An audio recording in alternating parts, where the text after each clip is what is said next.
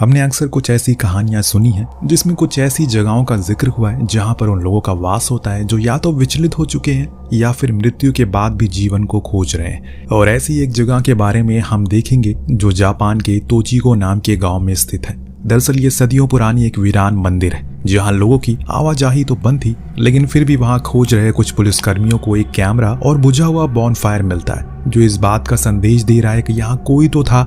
इसी बीच एक lady officer उस टेम्पल के अंदर गई क्योंकि दरवाजा खुला था। अब जब वो अंदर गई तो उसे वहां जमीन पर पड़ी एक चीज दिखी। ये थी एक डायरी जिसके ऊपर खून की बूंदें टपक रही हैं और वो ताजी भी है। तभी उस लेडी की नजर सामने पड़ गई। वहां जो कुछ भी था इतना ज्यादा भयानक था कि वो वहीं पर बेहोश हो गई और ये सीन यहीं कट हो गया।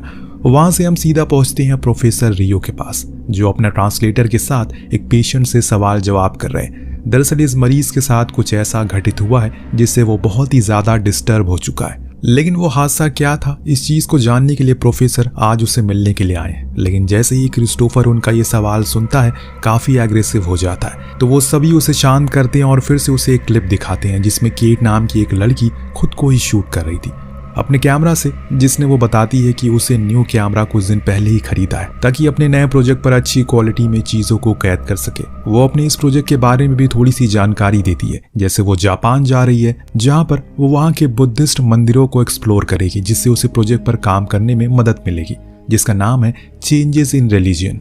जब इस क्लिप को क्रिस्टोफर देख तो वो हमें 5 दिन पहले ले जाता है ताकि हमारे सामने उस दास्तान को रख सके जिसने उसकी ऐसी हालत कर दी। केट क्रिस्टोफर के साथ एक होटल में पहुंचती है जहां पर उसका बॉयफ्रेंड जेम्स उसका पहले से इंतजार कर रहा था। दरअसल ये लोग ओहियाना नाम के शहर में जाने वाले हैं जो टोक्यो में पड़ता है, इसीलिए शाम की ट्रेन पकड़कर ये निकल गए। असल में क्रिस्टोफर को जापानीज आती है, इसीलिए वो केट के साथ उसका ट्रांसलेटर बनकर जा रहा है ताकि उनकी कोई मदद हो सके।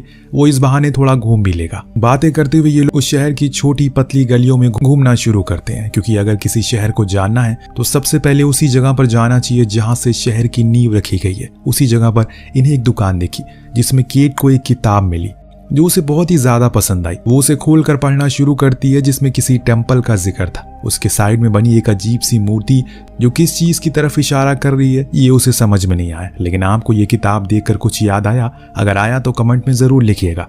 तो वो अब उस किताब को खरीदने का मन बना लेती है। लेकिन यहाँ पर एक अजीब सी चीज हुई।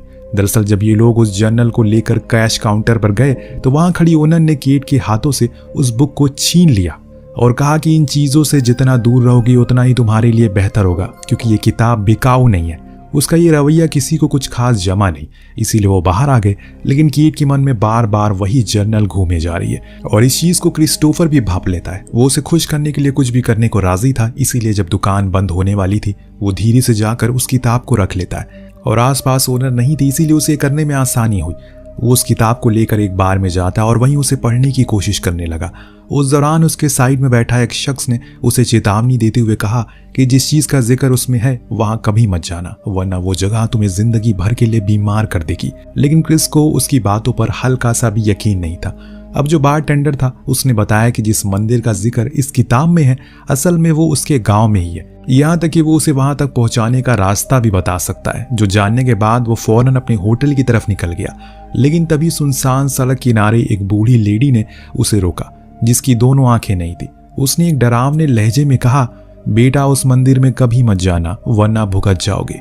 ये चीज क्रिस को पूरी तरह से डरा देती है अंदर से क्योंकि उसे इस लेडी को कुछ भी नहीं बताया। फिर इसे कैसे पता चल गया इस किताब के बारे में? सबने मना किया अभी तक सिवाय उस बारटेंडर के, यहाँ तक कि उसने तो रास्ता भी बता दिया जो थोड़ा अजीब लग रहा है सोचने पर। आखिर वो क्यों चाहता है कि ये लोग वहां पर जाएं? क्या ऐसा करके उसे कोई फायदा मिलेगा? ये तो कहानी के अंत में पता चलेगा एक भयानक ट्विस्ट के साथ। फिलहाल आते हैं कहानी पर। तो अब क्रिस वहां से भागकर अपने होटल रूम में आता है और सो गया। लेकिन अब ऐसा लग रहा है कि कुछ तो है जो उसके साथ जुड़ चुका है क्योंकि उसे अपने ख्वाबों में भी वही लोग नजर आने लगे हैं जो आज पूरे दिन में उसे मिले थे। लेकिन हाँ, इसके अलावा भी कुछ लोग उसे दिख रहे हैं जिन्हें वो कभी आज तक मिला ही नहीं, जिसमें से एक 10 साल का बच्चा भी है। खैर सुबह जब उसकी आंख खुली उसके सामने केट बैठी थी जिसके हाथों में वही किताब जो देख वो बेहद खुश हुई और पूछा कि ये उसे कैसे मिली। उसने बताया कि वो खास उसी के लिए लेकर आया है। अब तो उसने उस मंदिर तक जाने का रास्ता भी पता कर लिया। ये जानने के बाद उसकी खुशी तो दुगनी हो गई, क्योंकि उसका तो दिन बन चुका था। तो अब ये लोग फौरन पैकिंग करते हैं और निकल जाते हैं उसी गांव की ओर जहां पहुंच एकदम शांति सी मिली। हालांकि ज्यादातर गांव में ऐसे ही होता है, शहर के शोर शराबे से दूर लोग रहते हैं वहां के लोग, लेकिन जो कोई भी यहाँ पर उन्हें आते हुए देख रहा था, सभी के चेहरे पर एक डर था। न जाने वो उन सभी के चेहरे पर सिर्फ एक ही सवाल नजर आ रहे थे कि आखिर ये लोग यहाँ पर क्यों आए हैं। अब ये लोग अपने होटल की तरफ रुख करते हैं, जहाँ का ओनर बातों बातों में इनसे पूछ ही लेता है यहाँ इस गांव में आने की उनकी क्या वजह है। यहाँ तो टूरिस्ट प्लेस जैसा कुछ भी खास नहीं है।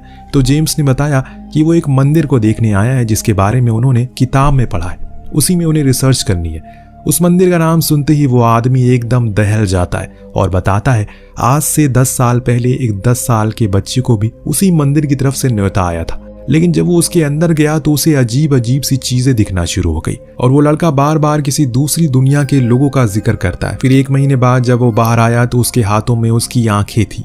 मेरे मानो तो यहीं से लौट जाओ, क्योंकि वो मंदिर नहीं बल्कि अभिशाप है जो लोगों को जिंदा ही मार देता है। लेकिन जैसे कि हम जानते हैं, केट और जेम्स को उसकी बातों पर जरा सा भी यकीन नहीं होता, पर कहीं ना कहीं क्रिस को थोड़ा बहुत यकीन था, क्योंकि ये पहली बार नहीं है जब किसी के मुंह से उस मंदिर के बारे में ऐसा कुछ सुना हो। हर किसी ने उसे मना किया है उसके बारे में, लेकिन इस बारे में उसने अपने दोस्तों को कुछ नहीं बताया। अब ये लोग होटल में फ्रेश हो जाते हैं, केट और जेम्स बाहर वॉक के लिए जाते हैं, तो क्रिस उसी किताब को थोड़ा और जानने की कोशिश में लग गया। इतने में होटल की मालकिन उसे ड्रिंक ऑफर करती है, तो वो उनके साथ चला गया। अपनी बातों के दौरान उन्होंने उसी मंदिर के बारे में बताया। कई सालों तक वहां जाने के रास्ते को बंद कर दिया गया था, लेकिन कुछ महीने पहले उसे खोल दिया गया और तब से पूरे गांव वाले डरे हुए हैं। इसी के लिए कोई भी यहाँ पर अपने घर से जल्दी बाहर नहीं आता, इसीलिए जब तुम लोग यहाँ पर आए तो हर कोई हैरान हो गया। खैर वो वहां से चली गई, पर उसके जाने के बाद क्रिस ने देखा वहां वही बच्चा आ गया जो उसे उस दिन किताबों की दुकान पर मिला था, यानी कि उस शॉप ओनर का बेटा।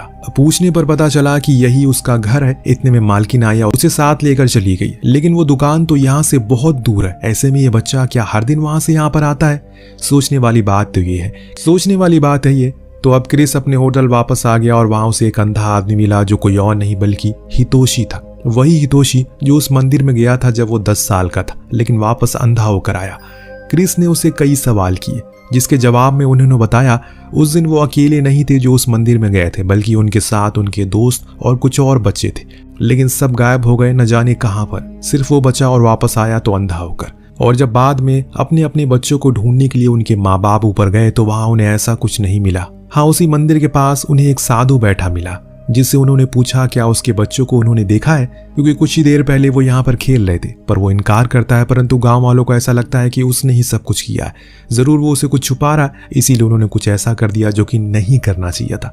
सभी ने मिलकर उस साधु को मार डाला और वापस आ गए। हर साल सभी लोग पूजा करते हैं ताकि उनके गुम हुए बच्चे वापस आ जाए। उनके हाथ में सिर्फ खोखलापन लगता है, इससे ज्यादा हितोशी और कुछ नहीं बताता और वहां से चला जाता है। क्रिस को उसकी बातें अब कहीं न कहीं सच लगने लगी है, लेकिन फिर भी वो खुद को समझाता है ये सब फरेब है, ऐसा कुछ नहीं होता। रात में उसे नींद नहीं आ रही है, तो वो अपने कैमरा के नाइट विजन को चेक करता है, जिस दौरान उसे रूम के बाहर एक साया दिखा, जो देखने पर वो फौरन बाहर आया, पर वहां कुछ भी नहीं था। सच में कुछ नहीं था। सुबह हुई तो ये लोग मंदिर की तरफ चल पड़े, क्योंकि अब इन्होंने भरपूर आराम कर लिया है और अब एक्सप्लोर करने का समय आ चुका है। केट और क्रिस पीछे पीछे चलते हैं, क्योंकि उन्हें ऐसा लगता है कि क्रिस को रास्ता पता है, लेकिन क्रिस तो खुद सीटा के भरोसे यहाँ आया था। वही दुकान वाला बच्चा जो उसे उस मंदिर के रास्ते में पड़ने वाली हर चीज के बारे में बता रहा था। जैसे कि जब बीच रास्ते में इस गांव में एंट्रेंस पड़ा तो उसे वहां पर बदनाम करने को कहा, उस मूर्ति को, क्योंकि यहाँ के लोगों का मानना है कि ये उनकी सुरक्षा करती है। कुछ दूर और आ गए तो जेम्स अलग हो गया, क्योंकि उसे अकेला थोड़ा और एक्सप्लोर करना था। जब वो वापस आया तो उसने इन्हें बताया यहाँ पर एक माइन भी है जो शायद काफी पुरानी है, उन्हें उसके अंदर जाना चाहिए। पर केट इनकार करती है, क्योंकि भला एक पुरानी बंद पड़ी माइन में उन्हें क्या ही देखने को मिलेगा। और इस चीज से जेम्स थोड़ा नाराज भी होता है। कुछ ही समय बाद इन्हें वो मूर्ति मिल जाती है जिसका जिक्र उस किताब में था, यानी कि ये अब उस मंदिर के द्वार पर आ गए हैं। केट ने कहा कि किताब में बार बार इसी मूर्ति का जिक्र हुआ है, जरूर इसका कोई बड़ा महत्व है, और इसीलिए इस मूर्ति को लिविंग स्टैचू के नाम से बताया गया, यानी कि एक जिंदा मूर्ति। ये लोग उस टेम्पल के पास पहुंच गए जिसका दरवाजा खुला था, तो केट और जेम्स भी अंदर जाते हैं। सियाटा और क्रिस बाहर ही रहते हैं। अब ऐसा क्यों हुआ ये तो हमें भी नहीं पता, शायद अब कुछ थ्रिल आने वाला है। धीरे धीरे करके अंधेरा होने लगा, इसीलिए अब सियाटा कहता है वो नीचे जा रहा है और वो लोग भी अंधेरा होने से पहले नीचे आ जाए, वरना कुछ शायद बुरा हो सकता है। जब वो इस चीज को बता रहा था तो उसी दौरान हम क्रिस के पीछे एक विशाल साय को देखते हैं जो अगले पल गायब हो जाता है। सियाटा के जानने के बाद वो दोनों मंदिर से बाहर आते हैं और अब बारी आती है क्रिस की, जो जाकर रिकॉर्ड करना शुरू करता है चीज़ों को। लेकिन बाहर अब चीज़ें कुछ ठीक सी नहीं लग रही है, क्योंकि जेम्स का मानना था अब उन्हें यहाँ से चलना चाहिए, क्योंकि इतना सब कुछ खास नहीं है यहाँ पर जैसे कि उस किताब में मेंशन किया गया था। पर केट को ऐसा लगता है कि जेम्स को उसके काम में दिलचस्पी नहीं है, इसीलिए वो ऐसा कह रहा है। और इसी अनबन के चलते जेम्स थोड़ा केट से दूर हो जाता है और अकेले रिकॉर्ड करना शुरू कर देती है। लेकिन तभी उसे एहसास होता है कि शायद उसके सामने से कोई गुजरा है। उसने फौरन जेम्स को आवाज लगाई और कहा कि अब उन्हें यहाँ से जाना चाहिए। इस बीच मंदिर में हम क्रिस को देखते हैं, जो खोजते खोजते ऊपर वाले फ्लोर तक चला गया है, जहाँ उसे फ्लोर पर एक दरार मिली जिसके अंदर कुछ हलचल महसूस हो रही है, जैसे मानो कोई उसके अंदर हो। वो इस चीज को देखने की कोशिश करता है कि तभी उसके पीछे से कोई हाथ बाहर आता है और उसे उसी दरार में खींच लेता है। उसकी चीख सुन ये दोनों फौरन अंदर आते हैं और क्रिस को बाहर निकालते हैं। लेकिन अब ये नीचे नहीं जा पाएंगे क्योंकि अंधेरा काफी हो गया है। ऊपर से क्रिस की एक टांग भी टूट गई है और ऐसे में नीचे जाना बहुत मुश्किल होगा उसके लिए। इसीलिए इन लोगों ने फैसला किया कि आज की रात ही यहीं गुजारेंगे और सुबह का सूरज निकलते ही नीचे चले जाएंगे। अब रात को थोड़ा सुकून भरा माहौल बनाने के लिए इन्होंने आग भी जलाई। न जाने कितने लोगों ने कह दिया होगा कि अब तक उस मंदिर में मत जाना। पूरे गांव रात में वहां जाने से डरता है और ये उसी मंदिर के बाहर अपनी रात गुजार रहे हैं। क्या ये सही फैसला है? आपको नहीं लगता कि हमें कभी कभी कुछ चीज़ों और जगहों से दूर रहना चाहिए? क्योंकि आपने तो तभी जिंदगी देखना शुरू की, पर आपके पूर्वजों ने उस चीज़ों को देखा है जो चीज़ आपके लिए अभिशाप बन सकती है। कुछ घंटे के अंतराल के बाद लकड़ियां खत्म होने लगी है। जेम्स और लकड़ियों को लेने के लिए चला गया, जिससे ये दोनों अकेले पड़ गए। इस बीच इनकी बातों से हमें ये साफ पता चलता है असल में पहले ये दोनों एक रिश्ते में थे और केट प्रेग्नेंट भी हुई थी। लेकिन इससे भी शॉकिंग बात यह है वो बच्चा जेम्स का नहीं बल्कि क्रिस का है। ये जानने के बाद तो क्रिस शॉक हो गया, क्योंकि उसने ऐसा कुछ कभी सोचा भी नहीं था। लेकिन केट क्लियर थी एकदम। उसने फैसला किया कि जैसे ही जेम्स वापस आएगा वो उसे सब कुछ बता देगी। इतनी वो वापस भी आ गया और उसने ये सुन लिया केट उसे कुछ बताने वाली है, तो उसने वही पूछा। लेकिन यहाँ चीजें अब थोड़ी तनावपूर्ण होने लगी है, क्योंकि केट डर चुकी है आखिर वो उसे कैसे बताएगी इस बारे में। पर जेम्स समझ गया था कि जरूर कोई बड़ी बात है, इसीलिए वो उसे लेकर टेम्पल में गया। बाहर बैठा क्रिस उन दोनों को देखकर समझ जाता है अब चीजें बिगड़ चुकी है। कुछ ही देर में वो बाहर आया तो जेम्स ने कहा कि वो नीचे जा रहा है, पर फिक्र ना करे, सुबह होते ही वो किसी को ऊपर भेज देगा मदद के तौर पर केट उसे नीचे जाने से रोकती है, क्योंकि ऐसा करके वो मुसीबत में पड़ सकता है। पर वो नहीं माना और चला गया। उसके जाने के बाद केट और थोड़ी लकड़ियां लेने के लिए जाती है, पर वहां उसका टॉर्च बंद हो गया। इसी दौरान हमें उसके सामने ढेरों बच्चों के साए को देखते हैं, जो उसे ही देख रहे थे, जैसे केट के पास उनके सवाल का जवाब हो। पर केट इस चीज को देख नहीं पाती और वापस आकर क्रिस को अंदर चलने को कहती है, जहां दोनों सो जाते हैं।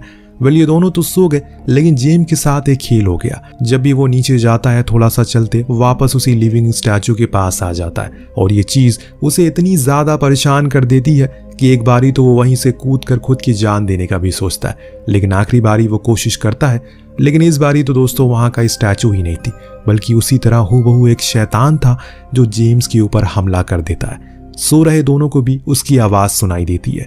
केट समझ जाती है कि जरूर जेम्स मुसीबत में है। वो फौरन बाहर आई और उसकी मदद के लिए पीछे पीछे क्रिस भी बाहर आया। लेकिन उसने देखा कि उसी की तरफ बढ़ रहा है वो, जो कि उसका हमशक्ल है, पर उसके 2 नहीं बल्कि 4 हाथ पैर है। बुरी तरह से वो कांप रहा है और जाकर वापस टेम्पल में खुद को लॉक कर लिया। लेकिन केट अब पीछे नहीं हटती, वो तो आते ही जा रही है, जहां उसे जेम्स की टॉर्च भी मिली, जिसकी मदद से वो उसी माइन के पास पहुंच गई, जिसके अंदर जाने का जिक्र जेम्स ने पहले शुरुआत में किया था। उसे लगता है कि शायद वो उसी के अंदर गया होगा ताकि रात काट सके, इसीलिए वो भी अंदर चली गई। जहां उसे एक सीढ़ी दिखी तो वो उसी ओर नीचे पहुंची, जहां पहुंचकर उसे कुछ ऐसा दिखा जो उसे सोच से परे था। वहां असल में जेम्स था, जो कि एक कुर्सी पर बैठा था। उसकी दोनों आंखें निकाल ली गई है। उसे देखकर ऐसा लग रहा है कि मानो वो किसी के वश में हो। उसकी ऐसी हालत को देखने के बाद केट फौरन पीछे की ओर भागती है, लेकिन जिस जगह से वो आई थी वहां से वापस जाने का कोई रास्ता नहीं बचा। यानी कि केट की कहानी भी यहीं पर खत्म होती है। लेकिन ये कर कौन रहा है, ये सवाल अब हमें मिलने वाला है।